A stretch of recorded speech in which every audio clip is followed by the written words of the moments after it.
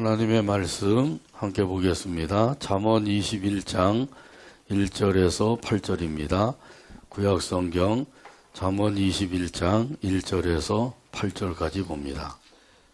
왕의 마음이 여호와의 손에 있음이 마치 봇물과 같아서 그가 임의로 인도하시느니라. 사람의 행위가 자기 보기에는 모두 정직하여도 여호와는 마음을 감찰하시느니라. 공의와 정의를 행하는 것은 제사 드리는 것보다 여호와께서 기쁘게 여기시느니라. 눈이 높은 것과 마음이 교만한 것과 악인이 형통한 것은 다 죄니라. 부지런 자의 경영은 풍부함에 이를 것이나 조급한 자는 궁핍함에 이를 따름이니라. 속이는 말로 재물을 모으는 것은 죽음을 구하는 것이라. 곧 불려다니는 안개니라. 악인의 강포는 자기를 소멸하나니 이는 정의를 행하기 싫어함이니라. 죄를 크게 범한 자의 길은 심히 구부러지고 깨끗한 자의 길은 곧으니라. 아멘. 찬양대 찬양으로 하나님께 영광을 돌리고 함께 화답하면서 은혜 나눕니다.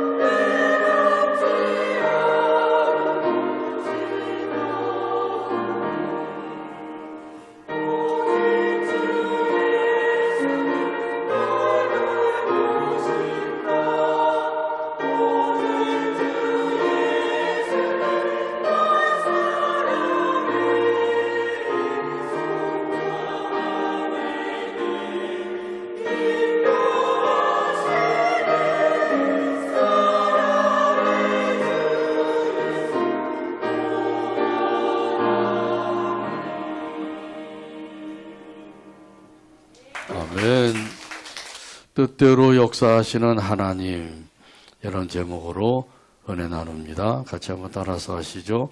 뜻대로 역사하시는 하나님. 종교개혁자 칼빈이 이탈리아에서 스트라스버그에 가는 길에 제네바에 잠깐 머물게 되었습니다. 그곳에 머물게 된 것은 칼빈의 친구 윌리엄스 페넬이 있었기 때문입니다. 그래서 페넬을 만나서 잠깐 교제를 하고 그리고 이제 갈 길을 가려고 했던 것입니다. 자, 그런데 이 페넬이 이 칼빈을 만나자마자 이곳에서 함께 종교개혁을 하자고 권면하고 있었습니다. 한두 번 거절을 했는데도 불구하고 끈질기게 권했습니다. 그러자 칼빈은 이것이 하나님의 뜻인지도 모르겠다 생각을 하며 그 제네바에 함께 머물러서 종교개혁의 운동에 가담하게 되었습니다. 하지만 이 칼빈은 성격이 너무나도 엄격하고 철저했습니다. 그래서 모든 일을 엄격하고 철저하게 하다 보니까 많은 사람들의 반발을 사게 되었습니다. 결국 3년 후에 제네바 시의회에서 결의를 해서 이 칼빈을 추방을 시켰습니다. 종교개혁 운동을 철저하게 하려고 했는데 그만 추방을 당하게 된 것입니다. 그래도 그 칼빈은 아무런 원망이나 또 불평을 하지 않았습니다. 왜냐하면 이건 역시 하나님의 뜻인지도 모른다 이렇게 생각했기 때문입니다. 추방을 당한 지 3년이 지났습니다. 그때 이제 제네바에서 그 친구가 찾아왔습니다. 이 친구가 찾아온 것은 종교개혁을 완성하려고 하면 칼빈이 있어야 된다고 제네바 시위에서 결의를 했기 때문이에요. 칼빈 없이 해보니까 그것이 제대로 안 이루어졌던 것이죠. 그래서 칼빈을 불러와야 되겠다 해서 친구가 칼빈을 찾아온 겁니다. 찾아와서 다시 와서 종교개혁 운동을 하자고 그렇게 권했습니다. 그때 이 칼빈은 선뜻 승낙을 했습니다.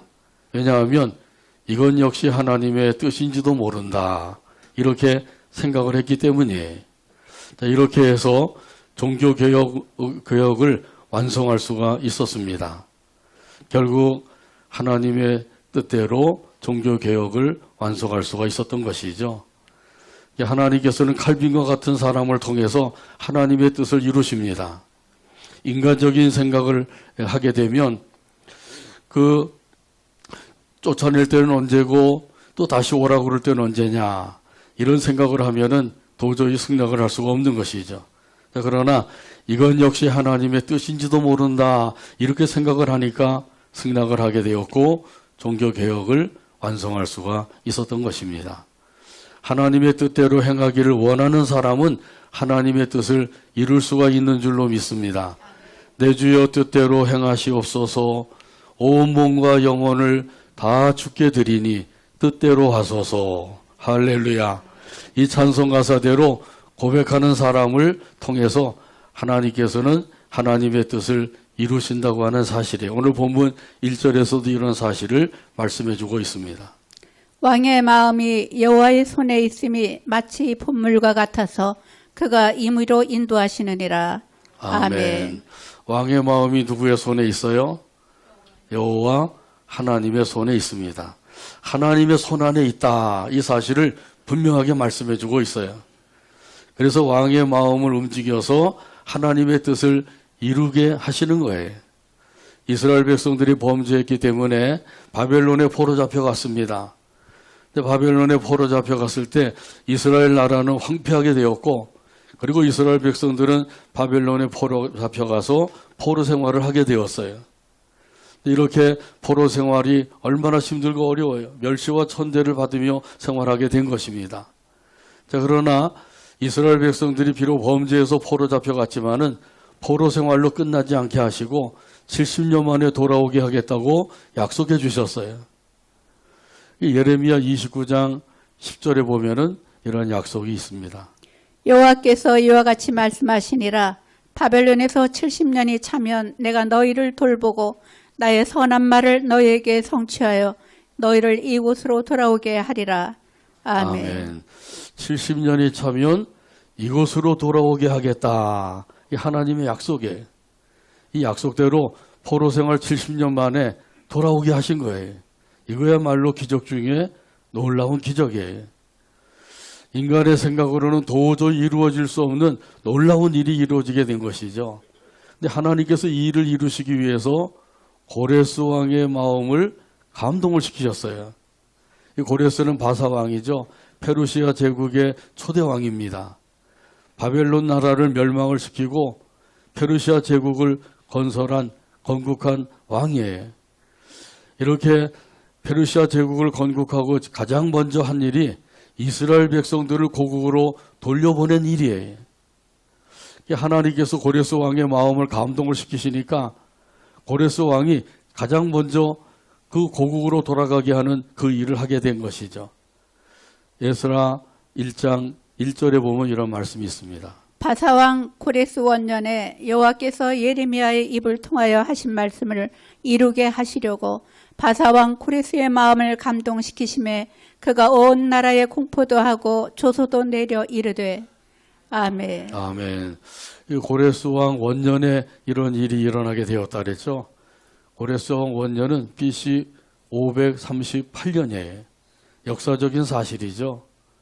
이때 이스라엘 백성들은 그 고국으로 돌아가라 하는 조소를 왕이 내리게 되었어요. 그리고 돌아가서 성전을 건축하라. 성전을 건축하는데 필요한 모든 것들을 다 공급해 주어라. 왕이 그렇게 명령을 내린 거예요. 참으로 놀라운 일이 일어나게 된 것이죠. 자, 이것은 일반적인 상식으로는 도저히 이해할 수 없는 일이에요. 하나님이 하시니까 이러한 일이 일어나게 된 것이죠. 이런 하나님의 특별한 역사예요. 하나님께서 고레스 왕의 마음을 감동을 시키셔서 하나님께서 약속하신 것을 반드시 이루어 주신다고 하는 사실을 보여주고 있는 거죠. 이처럼 하나님께서는 왕의 마음을 움직여서라도 하나님의 뜻을 이루신다고 하는 사실이에요. 왕의 마음이 본물과 같다라고 말씀을 하죠. 여기 본물이라고 하는 것은 농사를 지을 때에 필요한 물을 저장하는 저수지와 같은 것이에요. 깊은 웅덩이와 같은 것이죠. 이런 곳에 물을 저장해 두었다가 수로를 만들어서 그 본물의 물을 논밭으로 대게 하는 것이에요. 그래서 가뭄때에도 물을 충분히 공급을 해서 농사를 잘 지을 수 있도록 해놓은 것이 바로 본물입니다. 근데 왕의 마음이 본물과 같다. 그래서 하나님께서 임의로 인도하신다라고 말씀하셔요. 하나님께서는 사람의 마음을 움직여서 하나님의 뜻을 이루고 계신다고 하는 사실을 믿으시기를 바랍니다. 우리 하나님은 지금도 살아계셔서 역사하십니다. 우리 개개인에게도 역사하시고 가정에도 역사하시고 교회에도 역사하시고 이 나라 이민족 가운데도 역사하십니다. 또한 우리 사람의 마음을 움직여서 하나님의 뜻을 이루기도 하시고 사람의 마음을 감찰하기도 하셔요. 오늘 본문 2절에서 말씀합니다. 사람의 행위가 자기 보기에는 모두 정직하여도 여호와는 마음을 감찰하시느니라. 아멘. 사람은 행위를 보고 평가하지요. 근데 하나님께서는 마음을 보고 평가하십니다. 그러니까 평가하는 그 기준이 다르죠. 사람은 그 눈에 보이는 행동을 보고 하나님은 눈에 보이지 않는 마음을 보고 평가하시는 거예요. 여호와는 마음을 감찰하시느니라. 이 말씀대로 지금도 역사하고 계셔요. 여기 이 마음을 감찰하신다고 하는 말은 시브리어로 토켄 리보트라고 하는 말인데 이 토켄 리보트라고 하는 말은 마음을 달다, 또 마음을 평가하다 그런 뜻이에요. 하나님께서 마음을 달아보셔요. 저울에다가 달아보시는 거죠. 이 마음이 얼마나 나가는가 그 무게를 달아보시는 거예요. 또 마음을 평가하신다고 말씀하시죠. 이것은 한마디로 말하면 동기를 보신다고 하는 뜻이에요. 사람의 동기를 보고 평가하신다고 하는 말씀이죠. 이 동기란 말의 국어사전에 보니까 사람으로 하여금 행동을 일으키게 하는 내적인 요인, 이렇게 설명을 해놨어요. 어린아이에게 그 맛있는 음식도 사주고 좋은 장난감도 사주는 사람이 있습니다. 한 사람은 엄마고 한 사람은 이웃집 아줌마예요. 엄마는 사랑의 마음으로 아이에게 잘해주는 것이죠. 그러나 이웃집 아줌마는 무슨 마음으로 잘해주는지 알 수가 없는 거예요. 엄마는 사랑의 마음으로 하지만은 이웃집 아줌마는 유괴범이 될 수도 있는 거죠. 그래서 아이를 유인을 해서 유괴하려고 잘해줄 수가 있는 거예요. 똑같이 잘해주지만은 한 사람은 사랑의 마음으로, 또 한 사람은 그를 유괴하고자 하는 악한 마음을 가지고 하고 있다고 하는 사실이죠. 겉으로 볼 때에는 잘해주는 것은 똑같아요. 그러나 그 동기가 다른 거죠. 사랑의 마음이냐 아니면 악한 마음이냐. 교회를 섬기는 것도 마찬가지입니다. 교회를 섬기는 것도 하나님을 사랑하는 마음으로 섬기는 사람이 있는가 하면은 자기의 이름을 나타내기 위해서 섬기는 사람도 있어요. 여러분 어디에 속하시는지요? 하나님을 사랑하는 마음으로 섬기게 되기를 바랍니다. 아멘. 교회는 그리스도의 몸이라고 그랬어요. 그리스도의 몸은 곧 예수님이에요. 그러니까 교회를 섬기는 것은 예수님을 섬기는 마음으로 섬겨야 되는 것이죠.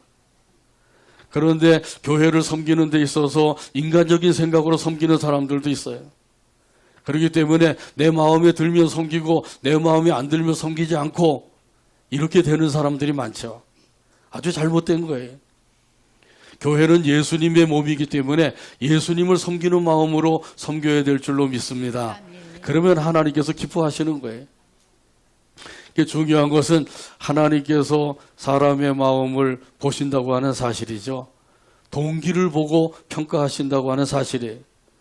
사무엘상 16장에 보게 되면 사무엘 선지자가 이새의 집에 갔어요.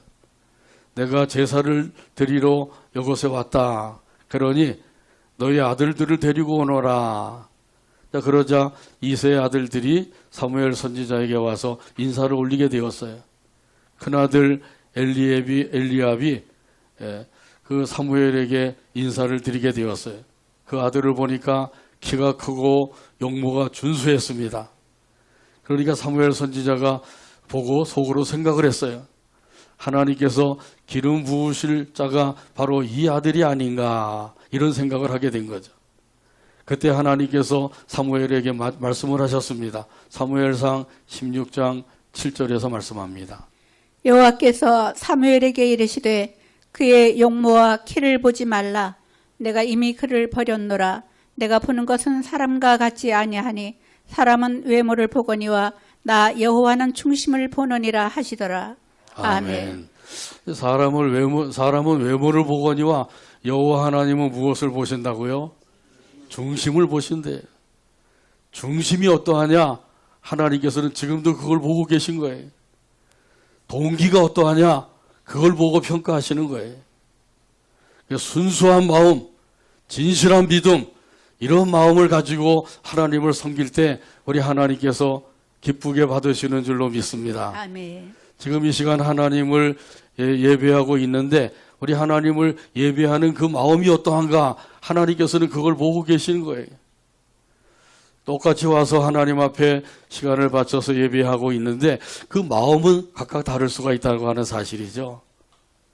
내가 내 마음을 보니까 참으로 내 마음이 좋다. 하나님께서 그렇게 인정하신다고 하면, 평가하신다고 하면 아주 잘하고 있는 거죠. 우리 하나님은 그 영의 눈을 가지고 사람들의 마음을 살피고 계셔요. 사람들의 마음과 생각과 뜻을 살피고 계셔요. 히브리서 4장 12절에서 이런 의미에서 말씀하십니다. 하나님의 말씀은 살아있고 활력이 있어 좌우의 날선 어떤 검보다도 예리하여 혼과 영과 및 관절과 골수를 찔러 쪼개기까지 하며 또 마음의 생각과 뜻을 판단하나니.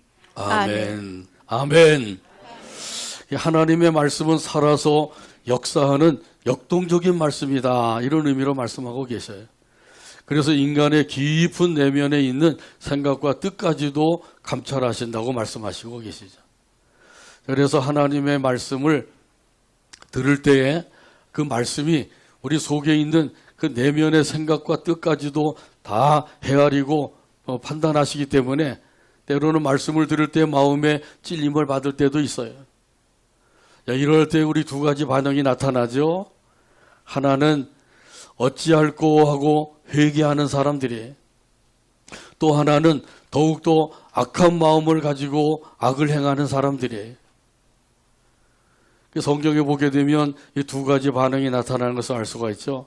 베드로가 설교할 때 마음에 찔림을 받은 형제들이 어찌할꼬 회개했어요. 그래서 3,000명이나 세례받고 구원을 받는 역사가 이루어지게 되었습니다. 근데 스데반이 설교할 때 그들도 마음에 찔림을 받았어요.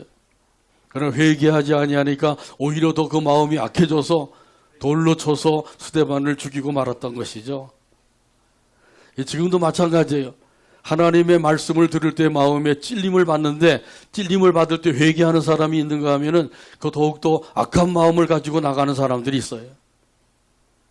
악한 마음을 가지고 나가면 안 되겠죠? 회개하는 마음으로 하나님 앞에 나가게 되기를 바랍니다. 찬송가 179장 1절에 보면 이런 가사가 있어요. 주 예수의 강림이 가까우니 저 천국을 얻을 자 회개하라. 주 성령도 너희를 부르시고 무천사도 나와서 영접하네. 찬송가 179장 1절 가사를 생각하면서 함께 찬양합니다.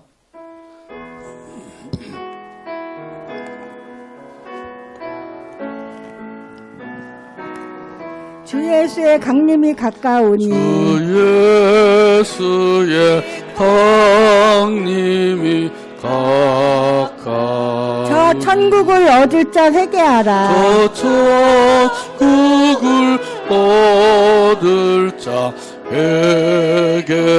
주 성령도 너희를 부르시고 주 성령도 너희를 부르시고 무천사도 나와서 영접하네.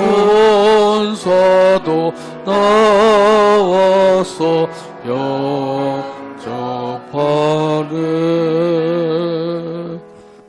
아멘. 예수님이 다시 오실 때가 가까운 줄로 믿습니다. 예수님을 맞이할 준비를 해야 됩니다. 준비를 하지 않고 있다가 예수님이 오시게 되면 허둥지둥하게 되죠. 아니 벌써 오십니까? 이렇게 될 수밖에 없어요. 준비하고 있으면 어떻게 돼요? 할렐루야 찬송하면서 기쁨으로 예수님을 맞이할 수가 있는 것이죠. 하나님의 말씀에 어긋난 삶이 있다고 하면 빨리 하나님 앞에 회개 자복해야 돼요. 그리고 돌이켜야 됩니다. 그리고 하나님께서 기뻐하시는 삶이 무엇인지를 깨달아서 하나님이 기뻐하시는 삶을 살아가야 될 줄로 믿습니다. 이런 의미에서 오늘 본문 3절에서 말씀합니다. 공의와 정의를 행하는 것은 제사 드리는 것보다 여호와께서 기쁘게 여기시느니라. 아멘. 아멘. 하나님께서는 정의를 행하는 것도 기뻐하시고 제사 드리는 것도 기뻐하시는데 더 기뻐하시는 것이 있어요. 어떤 것을 더 기뻐하신다고요? 정의를 행하는 것을 더 기뻐하신다고 그랬어요. 제사 드리는 것도 물론 기뻐하시죠. 지금으로 말하면 예배 드리는 거예요. 이 예배 드리는 것도 기뻐하시지만 더 기뻐하시는 것은 정의를 행하는 거예요. 둘 중에 하나님께서 어떤 것을 더 기뻐하시는가, 이것을 우리가 분명히 깨달아야 되는 거죠. 여기 정의를 행한다고 하는 것은 의로운 생활을 한다고 하는 사실이에요. 근데 생활은 의로운 생활을 하지 아니하면서 제사만 열심히 드린다, 하나님이 안 기뻐하시는 거죠. 의로운 생활을 하는 가운데서 하나님 앞에 제사를 드려야만 그 역시 기뻐하시는 거예요. 하나님의 말씀을 따라 사는 것이 바로 의로운 생활이죠. 지금까지 하나님의 말씀을 따라 살아오셨죠? 앞으로도 말씀 따라 살아가게 되기를 바랍니다. 말씀만을 꼭 붙잡으시고 말씀 따라 살면 틀림없어요. 근데 말씀 따라 살지 아니하고 자기 생각대로 살게 되면 반드시 후회하는 날이 오게 되는 거예요. 하나님의 말씀의 핵심이라고 하는 것은 사랑이죠. 하나님 사랑, 이웃 사랑입니다. 한번 따라서 하죠. 하나님 사랑, 이웃 사랑. 이 사랑의 그 잣대를 가지고 자기 자신을 판단해 봐야 돼. 사랑의 잣대를 가지고 자기 자신을 판단하게 되면 답이 나오게 됩니다. 그런데 사랑의 잣대가 아니라 자기 생각의 잣대를 가지고 자기를 판단하게 되면 잘못 판단할 수밖에 없어요. 그 사랑의 잣대를 가지고 판단을 해서 정말 내가 하나님을 사랑하고 이웃을 사랑하는 마음으로 교회를 사랑하는 마음으로 섬기고 있는가 이걸 늘 살펴봐야 되죠. 그러지 아니하면 잘못 나가고 있으면서도 잘하고 있는 것으로 착각할 수가 있어요. 하나님이 기뻐하시는 삶은 다른 것이 아니라 정의를 행하는 삶, 의로운 삶이에요. 그러기 위해서는 우리가 할 일은 다른 게 없어요. 하나님의 말씀을 따라서 살면 되는 것이죠. 이런 사실은 호세아 선지자를 통해서도 말씀하셨습니다. 호세아서 6장 6절에서 말씀합니다.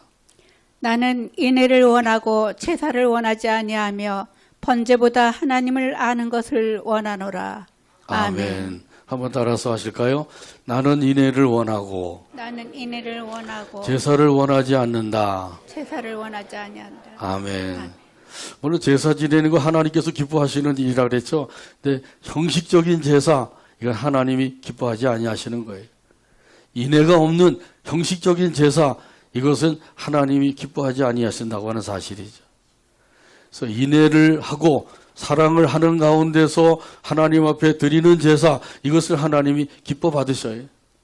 그러니까 항상 우리가 기억해야 될 것은 하나님 사랑, 이웃 사랑이에요. 하나님께서는 이것을 우리에게 지금도 요구하고 계셔요. 하나님이 기뻐하시는데 기뻐하시는 그 삶이 무엇인지를 우리가 확실하게 오늘 본문을 통해서 말씀해 주고 계신 거죠. 자, 그러므로 사랑으로 섬기며 살게 되기를 바랍니다. 근데 사랑으로 섬기려면 죄를 멀리 해야 돼요. 죄를 가까이 해서는 절대로 사랑으로 섬길 수가 없어요. 그래서 오늘 본문 4절에서 말씀합니다. 눈이 높은 것과 마음이 교만한 것과 악인이 형통한 것은 다 죄니라. 아멘. 여기에 보면 세 가지 죄를 말씀해 주고 있죠. 눈이 높은 것이 죄다 이렇게 말씀하셔요. 눈이 높다고 하는 것은 교만한 눈을 가지고 있다고 하는 뜻이죠. 자, 이런 사람은 다른 사람들을 자기보다 한 수 낮게 보는 거예요. 나는 다른 사람들보다 한 수 높고 다른 사람들은 나보다 한 수 아래다. 이 흔히 하는 말로는 다른 사람들을 깔보는 거죠. 깔아보는 거예요. 내려다보는 거죠. 이런 사람이 있다고 하면 눈이 높은 사람들이에요. 교만한 눈을 가지고 있는 것이죠.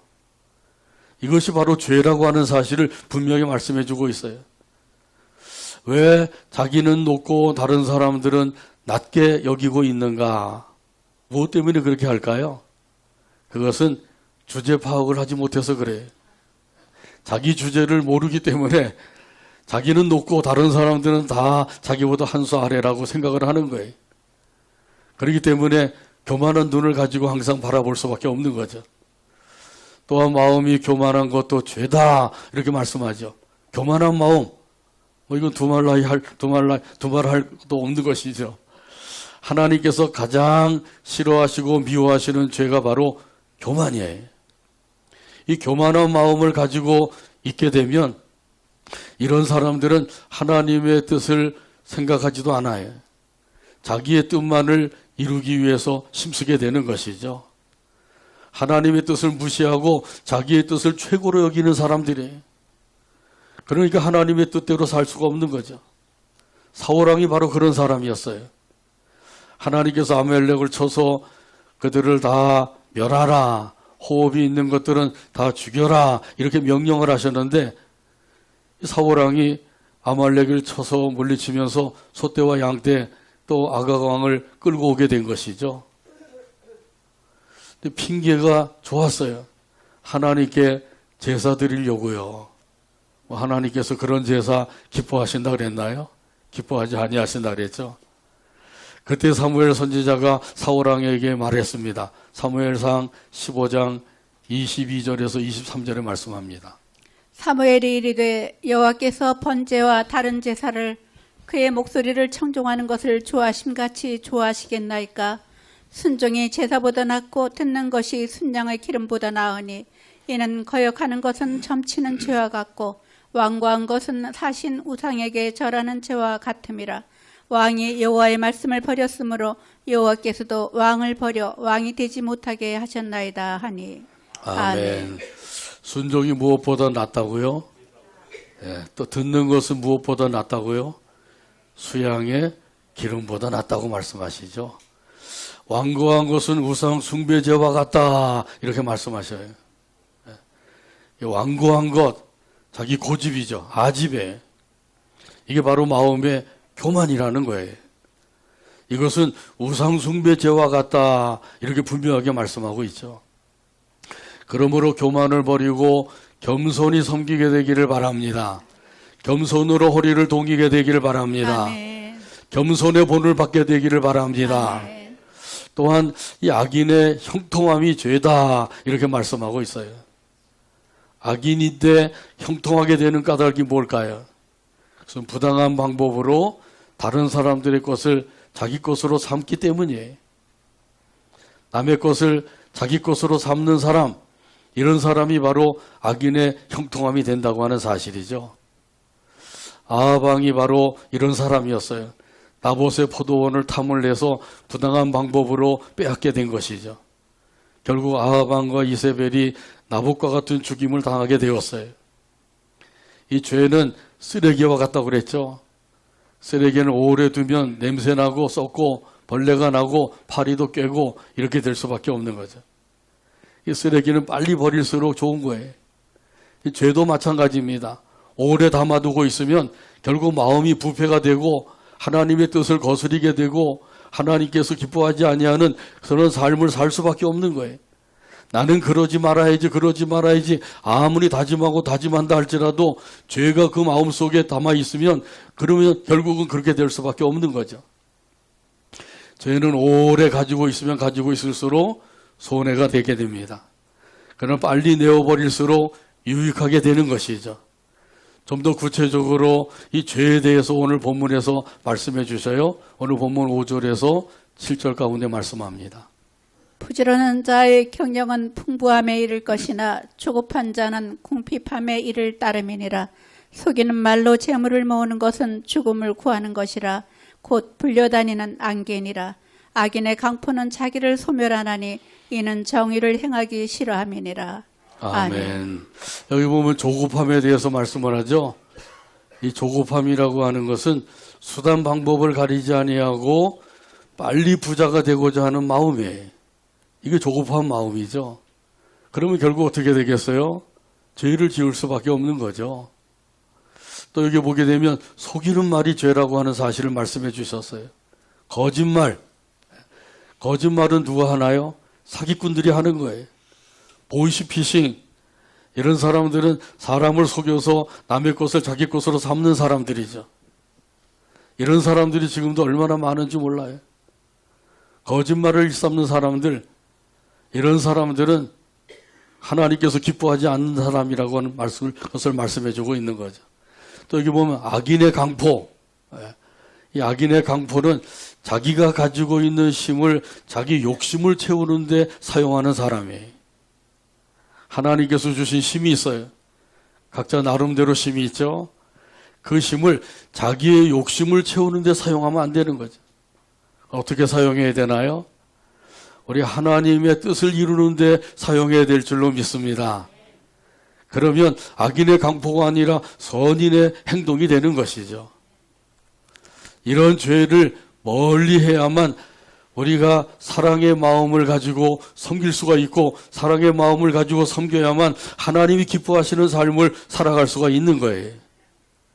이런 사람들을 통해서 하나님께서는 하나님의 뜻을 지금도 이루고 계십니다.